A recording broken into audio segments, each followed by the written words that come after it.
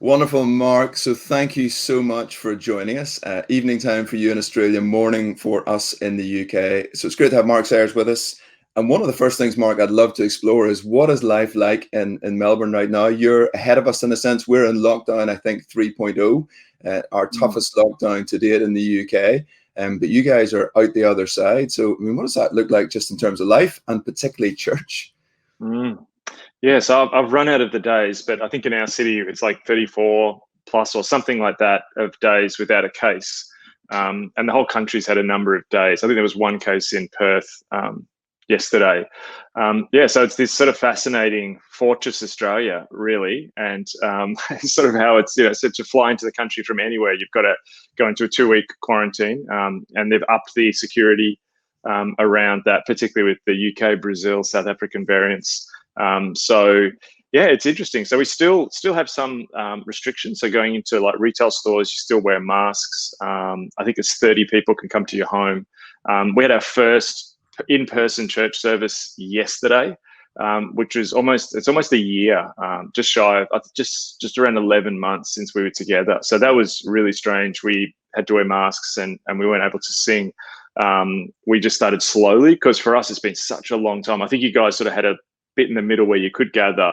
Yes. So we're sort of doing hybrid is really our approach, which is continuing online, having some people who are now, because you can get together in 30 or gathering in a park, they'll watch the service, gather together, but we're just slowly starting our services back. So yeah, that was an experiment last night, and it was great. It was sort of emotional actually, like seeing people come in the room. Like there were people coming in weeping. So it was first time in a year that you've gathered together then for your guys in church. Yeah. So March 8th was the last time, Right. 2020. Wow. When we stopped, I had no idea it would be this long. And a number of churches are just starting to get just sort of this weekend. A lot of people are looking at it. Yeah. Wow, that's great. Yeah, so we've had that in between, I guess, a little bit of gathering, which has made some difference depending on where people are and how churches view that. We've been able to do a little bit with masks and no singing.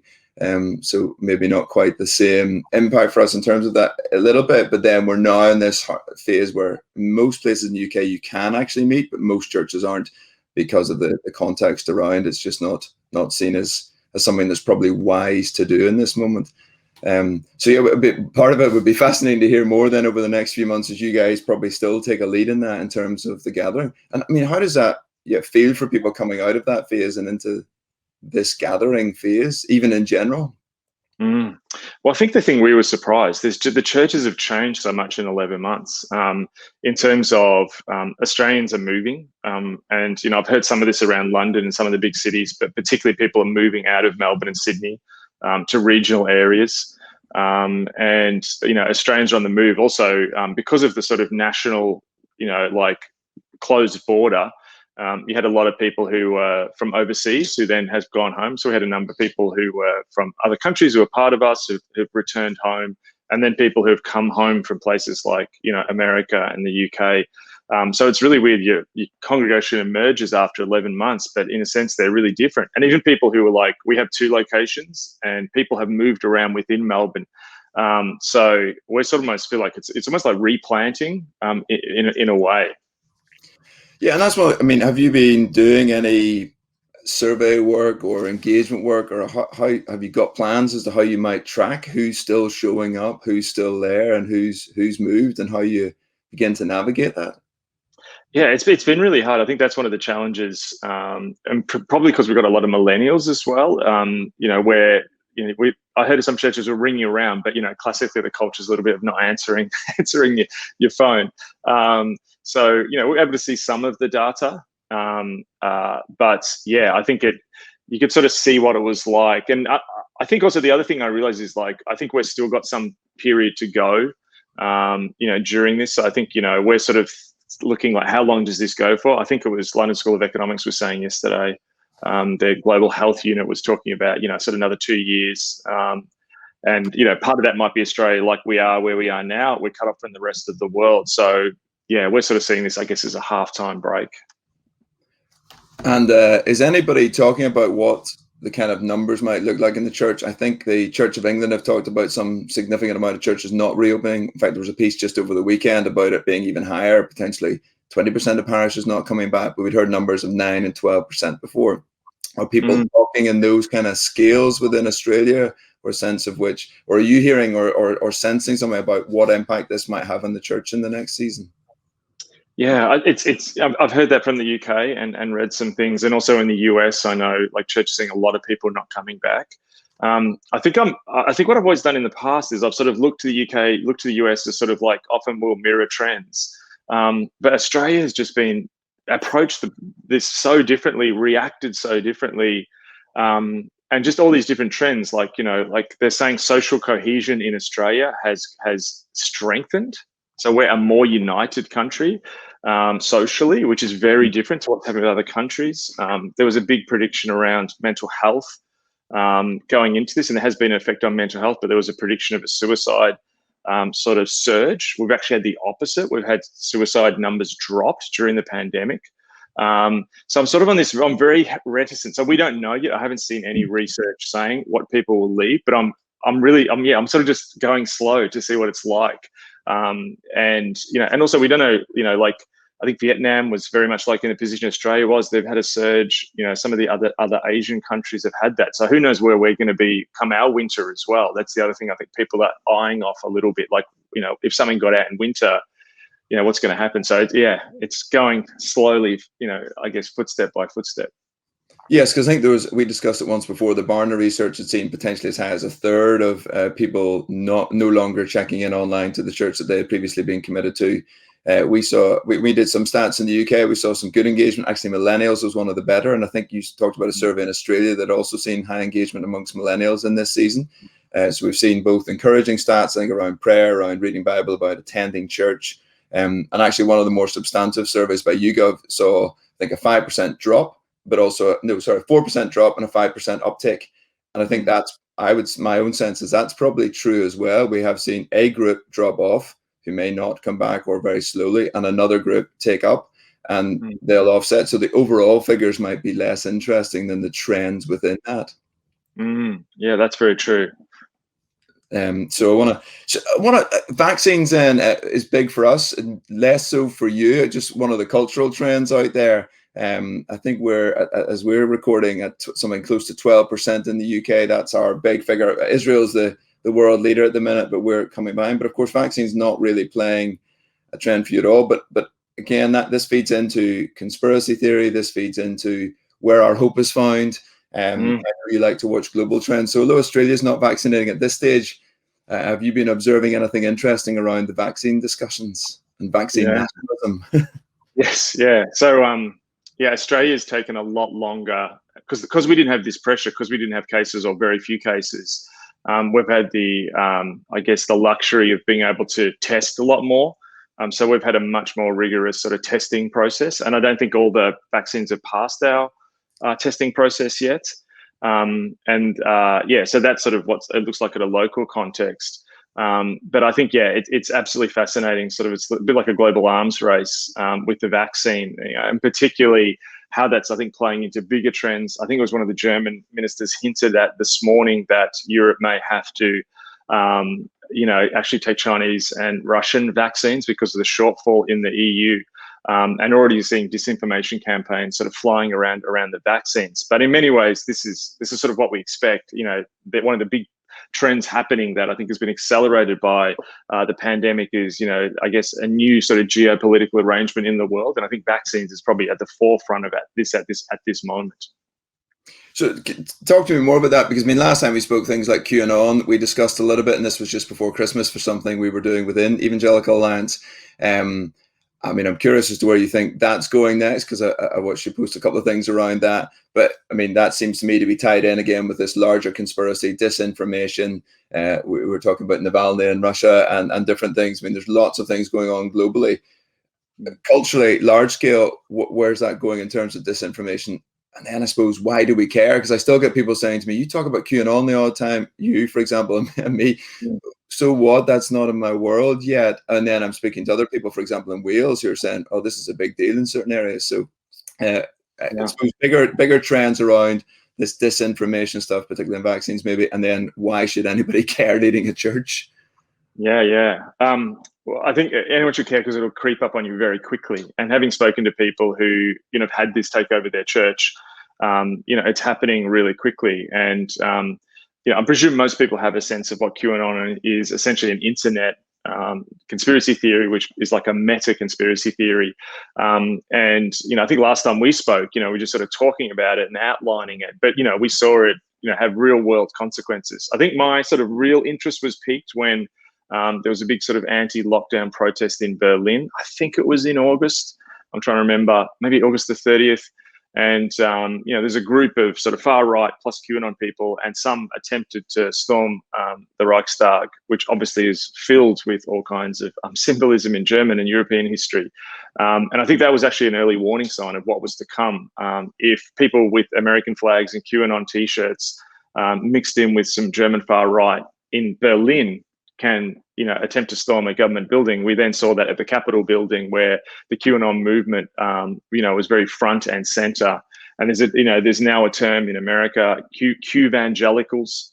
And the thing with the internet is that often, I think perhaps the UK and Australia could look at this stuff and go, oh, this is just happening in America. I can't remember if it was true when we spoke last time, but I think the UK now is the second largest, I think, area into QAnon. And often people miss it because it's going to different areas. So just all kinds of fascinating, weird phenomenons. So obviously in the Chinese sort of nationalist movement, particularly around Falun Gong, there's this weird QAnon Falun Gong mashup that's happening now. Also, amongst a lot of the Persian community, particularly one of the main sort of Persian anti-Iranian or anti-Islamic government of Iran sort of groups. There's a fusion of that with QAnon. There's a wellness and sort of health QAnon. So this is just going to all different areas. But I think this is raising something bigger, is that, you go back to perhaps just in the wake of September 11th, and there was the rise of the new atheists. And it felt like the church was this sort of, I guess, spiritual, religious sort of outpost against this wave of sort of rationalist thinking. But we're seeing really this uptake in, I think, new forms of religion. And, I think QAnon is morphing into something, but it's an incredible force that is perhaps more influential in your church than you realize if you're watching this, and it could come at another time. Which is attaching to all kinds of things: Brexit, vaccines, nationalism, all these different areas. Yeah, and just for real clarity, I guess the fact that Donald Trump is no longer president and the United States has a new president is not the end of QAnon, in your view? No, not at all. And it's just it morphs. It's really interesting, and effectively what you have now is you have a radicalization process that is occurring literally in real time. And QAnon has been kicked off a lot of the main platforms, Facebook, Twitter, but now it's finding new areas to sort of go at. I mean, even Japan, it's becoming a significant force in Japan now. So I think we're going to see it pop up politically in other areas.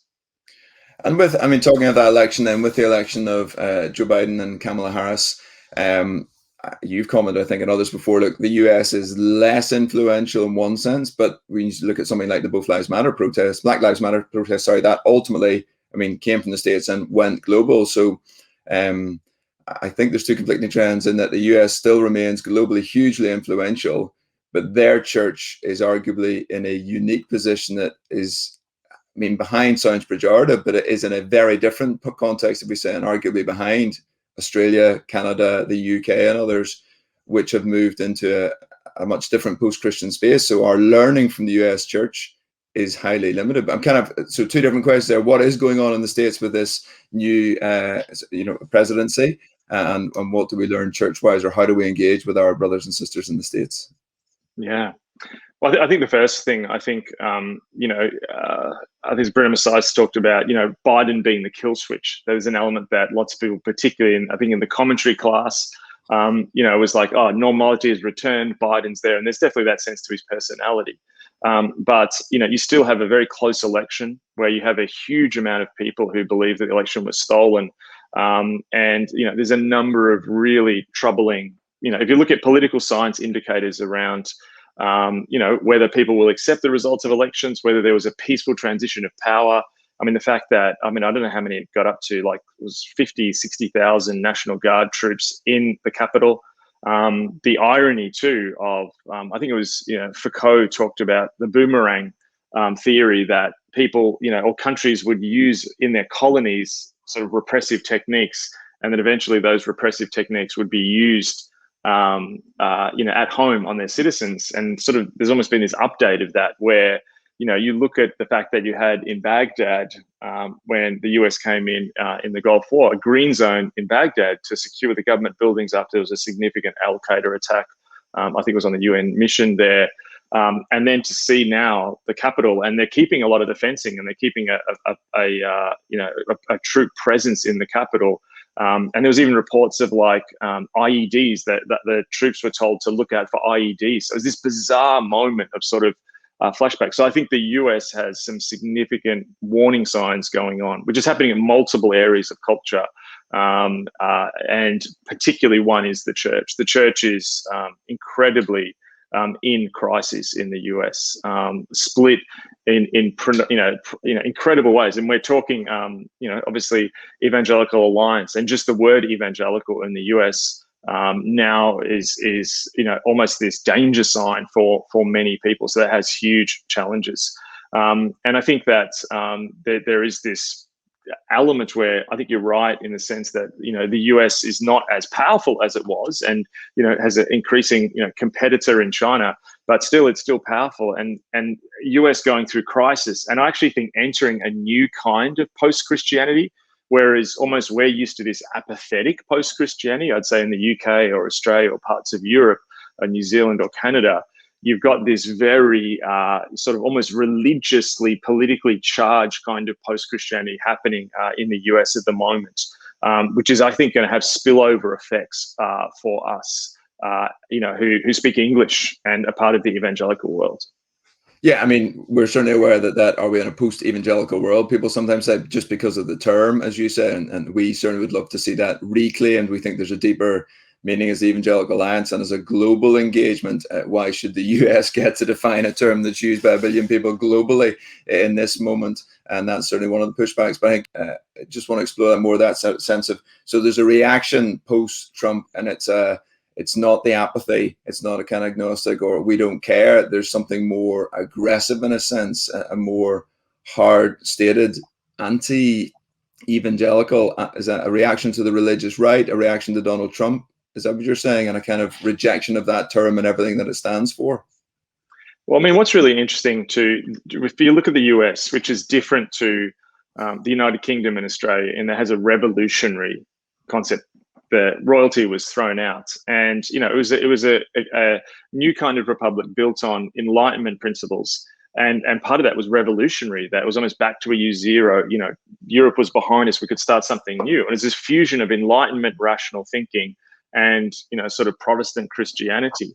And if you look at how Protestant Christianity in the US has sort of developed, it's really had two wings. You've had the evangelical wing of it, and that goes back to the Great Awakenings, and it still has been such a force up until this day. And then you've had this sort of liberal Protestant mainline wing. And in many ways, if you look at the American left, where it's gone, many of those issues were actually being sort of, I guess, trumpeted by mainline liberal Protestants. But it's now become disconnected from the church. In the same way, you've had this sort of religious right, evangelical sort of connection with power, but even that's becoming disconnected from the church. And in some ways, it's almost like QAnon, I think, is almost like a new religious movement, which uses a lot of the language and concepts around, I guess, spiritual warfare, almost, millennial thoughts. And so you've almost got these two new religions which have Christian origins, but almost this left sort of wing intersectional sort of thing, which has sort of spiritual elements to it and some of its language. And then you sort of got this right wing version. So they're almost post-Christianities that have been let loose in the world, but they're very different post-Christianities than we understand them. So I think America, in a sense, could be described as a post-Christian project from the beginning, and it's spawning new post-Christianities into the world. And what interests me, so on the left, are we going to see a growing of that? I was listening to John Mark actually at QAnon, or Q&A. No, QAnon. There's a Freudian brand. with the Q talks, Q ideas, sorry, and the Q&A, as it was called, I think it was. But talking about that deconstruction again, so we need to be using the Bible to deconstruct what we see in culture. But the minute we use culture to deconstruct the Bible, we fall into that core temptation, that we understand and define on our own terms good and evil, and we get to define what human flourishing looks like. And the trend going back, the church split on that originally, as you said, evangelicalism and the liberal, but now we're seeing a more internal dialogue within evangelicalism saying, well, this is our way of doing that, and we're staying within evangelicalism, but we're going to use culture to critique the text.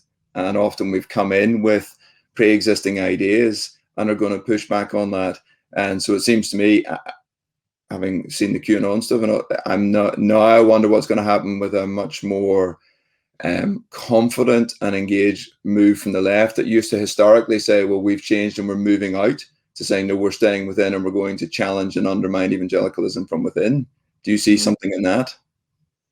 Yeah, I mean, one thing that's, again, I guess, different from, our tradition is this, Hofstadter called it the paranoid trend in American political life and cultural life. That there's almost this religious sense that there's almost this gigantic metaphysical danger that's always before American life. And, in the Civil War, that was the North versus the South. In the Cold War, communism became this great sort of almost spiritual thing that the nation almost got energy from fighting against and defining this American reality against communism. And then, you saw in the War on Terror, where, it became this great sort of threat of terrorism. And, in some ways you're seeing some of that language now and it's almost metaphysical. So it goes beyond policy. It goes beyond, sort of, I guess, tangible political ends. And so it's almost at the moment, there's all these great sort of floating, socialism. You hear these people like, national health, to have an NHS is like this evil socialism.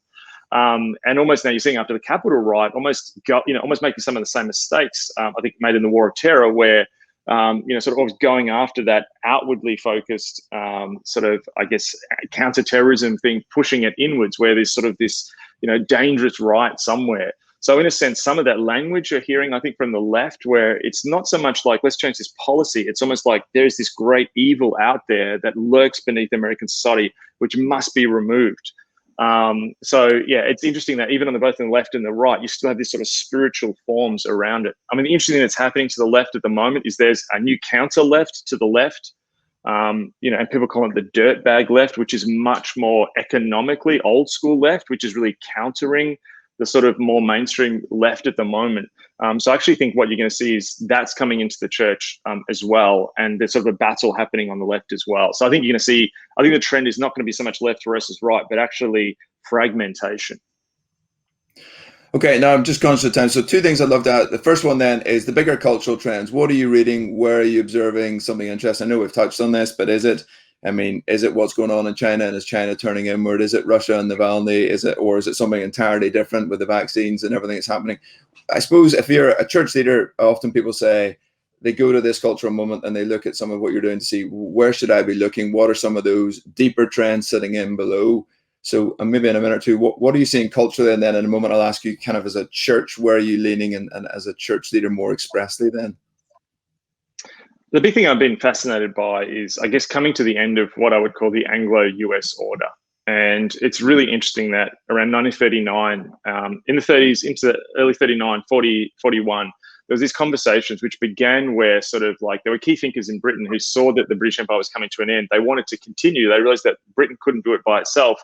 And then they approached sort of people in New York and so on. And there was this meeting at the Council of Foreign Relations, which is this think tank in New York, which brought together government, Wall Street, military, different people like this. And they had this plan, like it was called, I think it was the War and Peace Plan, that after World War II was over, how do you rebuild the world? And it was sort of these 20 people who the government sort of, gave this project to, and they looked at, how you could create this international finance system, all these fascinating things. They looked at international tourism as a way of like having American power in the world. Samuel Huntington said out of this project, it was not that America would have colonies and dominate, that actually what it would do was penetrate cultures. And really that's defined our world. That's the world that we know. And it was this idea of having this well-planned, managed stable world. And, that's the world that we've assumed will always be there. And that China and whoever else would just join that world. And I think what's happening, that the trend was starting to shake. And I think COVID has been an accelerant on a fire that was already just sort of starting to brew. And so I think we're seeing a profound shift in the global order, which is going to trickle down effects into culture. The fact that the UK is talking about joining the TTP, Trans-Pacific, or TPT, Trans-Pacific Partnership, TPP, Trans-Pacific Partnership, is fascinating. The fact that China now may actually give vaccines to the EU. The fact that India is outperforming the EU in vaccine production. There's a huge global geopolitical shift happening in the world at the moment. I'm looking at regionalisation, particularly what does that mean for the UK, Scottish independence, but then, what does it mean for all kinds of different independence movements around Europe? I think we're at a profound sort of almost crossroads of multiple things happening in terms of technology, social movements, regionalization, geopolitical shifts, and the pandemics pushing them all forward. So that's what I'm interested at the moment. What does it mean for us to be living at this moment? And how do we as the church, I guess, position ourselves at this time is something I'm just beginning to try and explore. And is there in that a growing, both the decentralization and rising nationalism around these kind of ideas as well, or regionalism? Is that how you put it? Yeah, I even wonder whether we're moving from an era of nationalism to regionalism.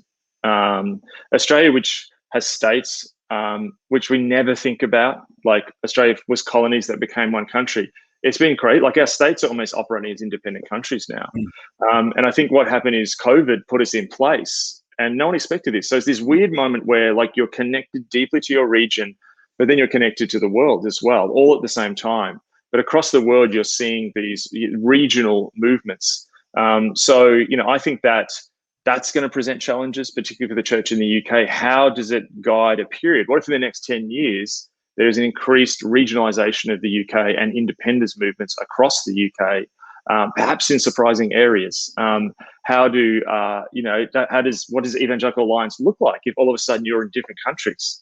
And what does that mean in churches when you've got a population in the UK who has connection to those different places? So there's almost this sense. Marshall McLuhan talked about the future being sort of like in the global village where the line between civilian and soldier was blurred. And so I think leaders are facing all these different kinds of issues that are coming up, and these sort of fractious points are coming up at this moment. So to have a voice like EA helping people look above, so I guess the sort of, interscene battles, I think is a really important voice. Wonderful. And then just for church leaders more expressly, the kind of challenges and opportunities in trying to lead a church in this cultural moment, to take your phrase, what do you see as maybe the big challenge or challenges and opportunities? I'd say there's two main ones. The first one is what I've noticed in the pandemic is the pandemic broke our pattern with that old ordered world that I spoke about, where all of a sudden things that were unimaginable are now imaginable. From the world stopping flying, like the fact that I can't leave my country as someone who regularly traveled overseas, unthinkable. To see the Capitol, to see a QAnon shaman with a bear hat and horns in the US House of Representatives, unthinkable. I'm seeing stuff every week that I never thought I would see. And so there's an element that then has a trickle down effect. And I'm seeing at a pastoral level, the fact that Australia's, I think, 25 million people, that around 1 million people are considering selling their homes is just bizarre to me. We're finding, pastorally, all people making all kinds of decisions at this moment, because it's like it's almost like the pattern break of the pandemic in terms of your lifestyle has now made you rethink life. And I think about it like this, that it's almost a crossroads moment. There's a fork in the road. And in African mythology and folklore, Brazilian folklore and mythology, and European folklore and mythology, it was almost around crossroads, like decision places where almost the demonic often sort of like hung around, because it was this key moment where people could be deceived. David Lynch uses that sort of imagery of crossroads and evil in Twin Peaks. And I feel like what's actually happened to many people's congregations is your congregations are filled with people who are thinking about life in a completely new way. And at that moment, there are people who are turning back to Christ, who are committing in new ways. The devil's whispering in ears. I think we've had 10 years of deception in 10 months in the world at this moment, at social, but also individual levels. So this is a challenging time. It's a time which pushes us past our managerial approach that sometimes leading a church has been in the planned world, to now pushing us back to, I think, a much more revival, renewal, ready position where, man, this is so complicated.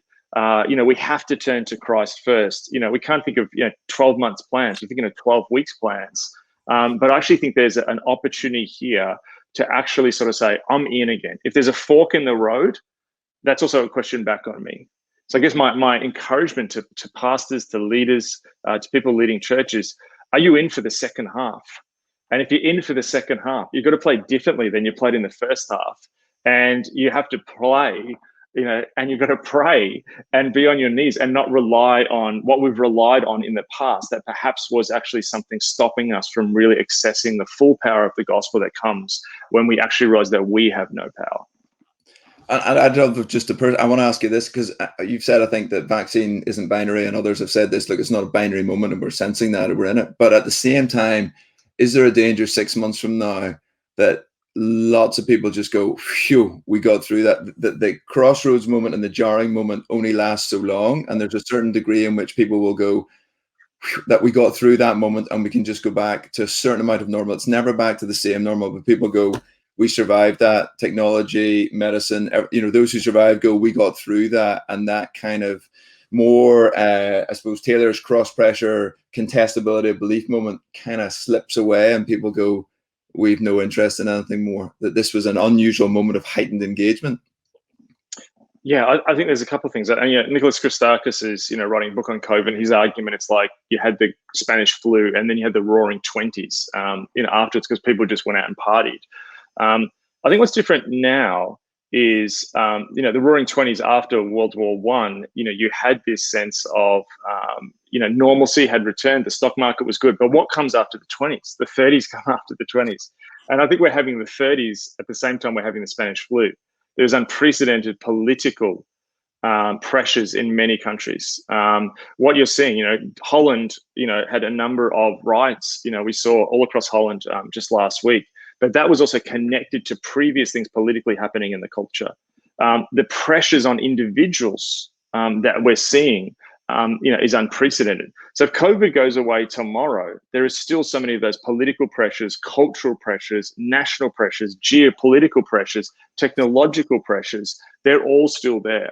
And I think that, in a sense, what COVID has done is fast forward. I have no doubt there are people who will go back. There was a Pew survey that came out, I think last week or just recently, where it talked about that across many countries they looked at, that perhaps people haven't thought about as God outside of communities of faith as we thought they would, or turn to God. But there's been a definite minority in the community of faith whose faith has been strengthened. So I actually see this as a strengthening of the remnant for perhaps what's to come next. So COVID possibly is a preparatory moment, not as here's this little blip and we get through it and then there's the next thing. I mean, things felt crazy before. Yes. I think this cultural moment was before the pandemic, and all these people listen to it because they're like, the world's gone mad. That was pre-COVID. Yes, and then the COVID accelerated the madness, but it was still on the same trajectories. Many of the same ideas, the underlying storylines, the cultural storylines haven't really shifted. They've just got faster. Yes, yeah, indeed. Wonderful. Mark, thank you so much. That has been amazing. Hopefully people really enjoy that. Thank you for your leadership in this moment and in this context. Thank you for what you're seeing and what you're willing to share with the rest of us, for the prophetic insights that you bring to the table in this moment. So be blessed in all you do, and thank you so much. My absolute pleasure. And my prayers with everyone in the UK at the moment.